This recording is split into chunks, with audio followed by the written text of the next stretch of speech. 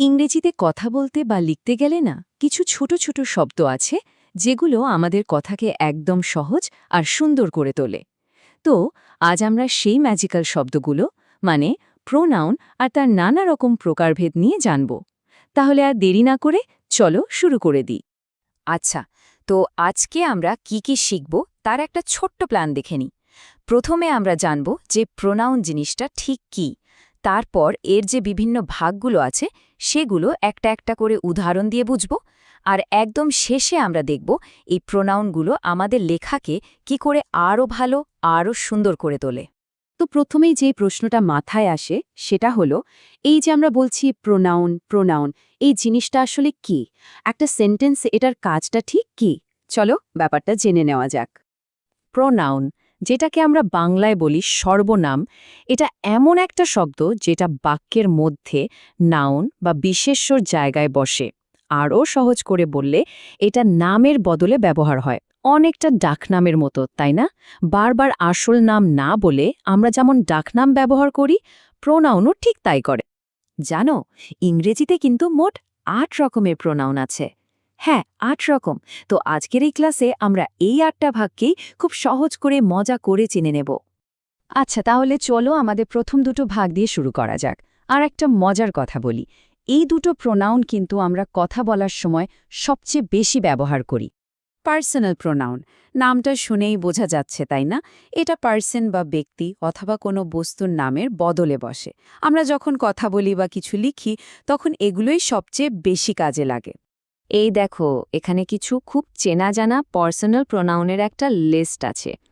I, we, you, he, she, এগুলো তো আমরা সবসময় ব্যবহার করি। একটা জিনিস খেয়াল করেছ? আই বা হি এগুলো সাধারণত বাক্যের শুরুতে বসে, মানে যে কাজটা করছে সে। আর মি বা হেম এগুলো বাক্যের শেষের দিকে বসে, যার উপর কাজটা হচ্ছে। এই সেন্টেন্সটা একটু দেখো। John is going to the store but he forgot his wallet. এখানে যদি আমরা বলতাম জন ফরগট হিজ ওয়ালেট, তাহলে শুনতে কেমন একটা লাগতো, তাই না? বারবার জন জন না বলে আমরা তার বদলে হি ব্যবহার করলাম, আর এতে বাক্যটা শুনতে অনেক বেশি ন্যাচারাল বা সাবলীল লাগছে। এবার চলো দেখি পজেসিভ প্রোনাউন। পজেসিভ কথাটা এসেছে পজেশন থেকে, যার মানে হল মালিকানা বা অধিকার। তো এই প্রোনাউনগুলো বোঝায় যে কোনো একটা জিনিস কার, মানে ওটার মালিক কে। যেমন ধরো এই উদাহরণটা, that book on the table is mine. এই যে মাইন শব্দটা, এটা পরিষ্কার বলে দিচ্ছে যে টেবিলের উপরের বইটা আমার। আচ্ছা, এখানে কিন্তু একটা খুব জরুরি নিয়ম মনে রাখতে হবে। yours, hers বা ইটস, এই পজেসিভ প্রোনাউনগুলোতে কিন্তু কখনো অ্যাপস্ট্রফি বসে না। এটা কিন্তু একটা খুব কমন ভুল, অনেকেই করে ফেলে। বেশ, এবার আমরা পরের দুটো প্রোনাউন নিয়ে জানব। এই দুটো খুব কাজের। একটা আমাদের কোনো কিছু দেখাতে সাহায্য করে, আর অন্যটা প্রশ্ন করতে। ডেমনস্ট্রেটিভ প্রোনাউন, নামটা একটু কঠিন লাগলেও কাজটা খুব সোজা। ডেমনস্ট্রেট করার মানে হলো কিছু দেখানো বা নির্দেশ করা। এই প্রোনাউনগুলো ঠিক সেটাই করে। যেমন আমি যদি আঙুল দেখিয়ে বলি that is my favourite colour, তখন দ্যাট শব্দটা একটা নির্দিষ্ট রঙকে দেখাচ্ছে। দিস, দ্যাট, দিজ, দোজ, এই চারটি হলো ডেমনস্ট্রেটিভ প্রোনাউন। আর ইন্টারোগেটিভ প্রোনাউন, ইন্টারোগেশন শব্দের মানে হল জেরা করা বা প্রশ্ন করা। তো বুঝতেই পারছ, এই প্রোনাউনগুলো প্রশ্ন তৈরি করার জন্য ব্যবহার হয়। যেমন হু, হোয়াট, উইচ, এগুলো। একটা খুব বিখ্যাত প্রশ্ন আছে না, which came first, the chicken or the egg? এখানে উইচ হল ইন্টারোগেটিভ প্রোনাউন। চলো এবার এমন কিছু প্রোনাউন দেখে নিই যেগুলো কোনো অনির্দিষ্ট জিনিস বোঝাতে বা একটা বাক্যকে আরও একটু বিস্তারিত করতে কাজে লাগে। Indefinite pronoun. ডেফিনিট মানে তো নির্দিষ্ট, তাহলে ইনডেফিনিট মানে কি? অনির্দিষ্ট। একদম ঠিক। যখন আমরা নির্দিষ্ট করে জানি না বা বলতে চাই না যে কার বা কিসের কথা হচ্ছে, তখনই আমরা এগুলো ব্যবহার করি। এই উদাহরণটা দেখলেই ব্যাপারটা পরিষ্কার হয়ে যাবে। Someone left their umbrella on the bus. এখানে সামওয়ান মানে কেউ একজন, কে সে আমরা কিন্তু জানি না, তাই এটা ইনডেফিনিট। এরকম আরও অনেক আছে, যেমন everybody, anything, several, no one ইত্যাদি। এইবার আসি রিলেটিভ প্রোনাউনের কথায়। রিলেটিভ মানে আত্মীয় বা সম্পর্কিত। এই প্রোনাউনগুলো বাক্যের মধ্যে সম্পর্ক তৈরি করে। এরা একটা নাউনের সাথে একটা ক্লজ বা বাক্যাংশকে জুড়ে দিয়ে ওই নাউনটা সম্পর্কে আমাদের আরও কিছু তথ্য দেয়।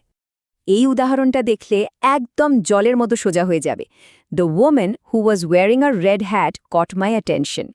এখানে হু শব্দটা was wearing a red hat এই অংশটাকে দ্য ওম্যানের সাথে জুড়ে দিচ্ছে।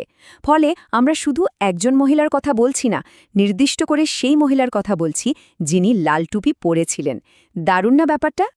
আচ্ছা, এবার আমরা একদম শেষ দুটো ভাগে চলে এসেছি, রিফ্লেক্সিভ আর ইন্টেন্সিভ প্রোনাউন। আর এই দুটো না দেখতে একদম যমজ ভাইয়ের মতো, কারণ দুটোতে সেলফ বা সেলভস যোগ করা থাকে, কিন্তু দেখতে একরকম হলেও এদের কাজ কিন্তু একেবারে আলাদা। এদের মধ্যে পার্থক্যটা কিন্তু খুব মজার আর খুব সোজা। দেখো, রিফ্লেক্সিভ প্রোনাউনের ক্ষেত্রে কাজটা সাবজেক্টের দিকেই ফিরে আসে, মানে রিফ্লেক্ট করে। যেমন রেচেল মেড হারসেলফ আ স্যান্ডউইচ। এখানে রেচেল স্যান্ডউইচটা নিজের জন্যই বানিয়েছে। এখান থেকে হারসেলফ বাদ দিলে বাক্যের মানেই থাকবে না। কিন্তু ইন্টেন্সিভ প্রোনাউন শুধুই জোর দেওয়ার জন্যও বসে। যেমন I myself will be taking the test. এখানে মাইসেলফ না বললেও চলে, শুধু I will be taking the test বললেই হয়। মাইসেলফ শুধু জোর দিয়ে বলছে যে আমি নিজেই পরীক্ষাটা দেব। তো আমরা তো ৮ রকম প্রোনাউন শিখে ফেললাম, কিন্তু আসল প্রশ্ন হলো এগুলোর শেখাটা এত জরুরি কেন?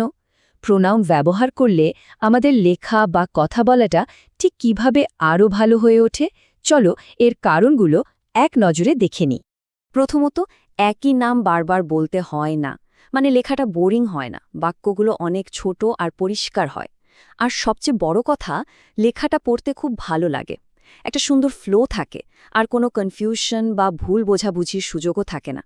তাই ভালো করে ইংরেজি লিখতে বা বলতে গেলে প্রোনাউনের সঠিক ব্যবহার জানাটা কিন্তু ভীষণ জরুরি। আশা করি প্রোনাউনের এই সব রকম ফেদ তোমরা খুব ভালো করে বুঝতে পেরেছ। চলো, ক্লাসটা শেষ করার আগে তোমাদের জন্য একটা ছোট্ট প্রশ্ন। এই বাক্যটা দেখো, দ্য বুক ইজ মাইন। বলতে পারবে এখানে প্রোনাউন কোনটা?